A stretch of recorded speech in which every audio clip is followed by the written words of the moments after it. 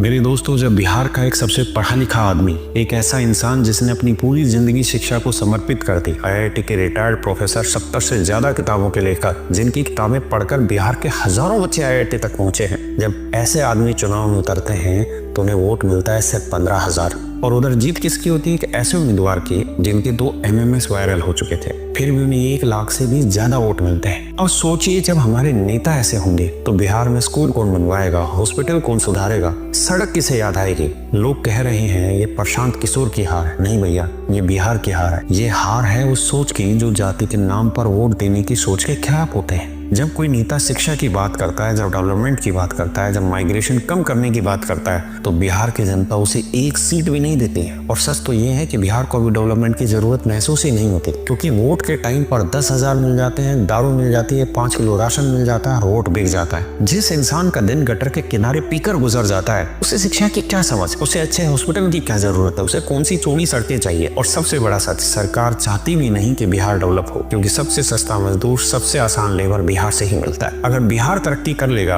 तो ये सस्ता लेबर कहां से आएगा। इसलिए अगर आज बिहार पिछड़ा है तो उसकी सबसे बड़ी वजह बाहर वाला नहीं है, आप खुद है। और जो लोग वोट को 10,000 रुपया राशन में बेच देते हैं, वो सच में गटर से बाहर आना ही नहीं चाहते। बिहार 5 साल और पीछे चला गया क्योंकि तुमने बदलाव का मौका होते हुए भी उसे ठुकरा दिया। मुझे ये उम्मीद थी कि प्रशांत किशोर जैसा पढ़ा लिखा आदमी शायद बिहार में सरकार बनाएगा, लेकिन मैं ये जानकर बहुत हैरान हुआ कि प्रशांत किशोर के मुश्किल से 1 से 2 ही कैंडिडेट ऐसे थे जो जमानत बचा पाए। आप सोचिए कि किस तरीके से फिर एक पढ़ा लिखा आदमी अपने बलबूते पर राजनीति में आ सकता है। जब हम हर चीज को जातिगत और पैसे में बेचते चले जाएंगे तो देश कैसे डेवलप करेगा।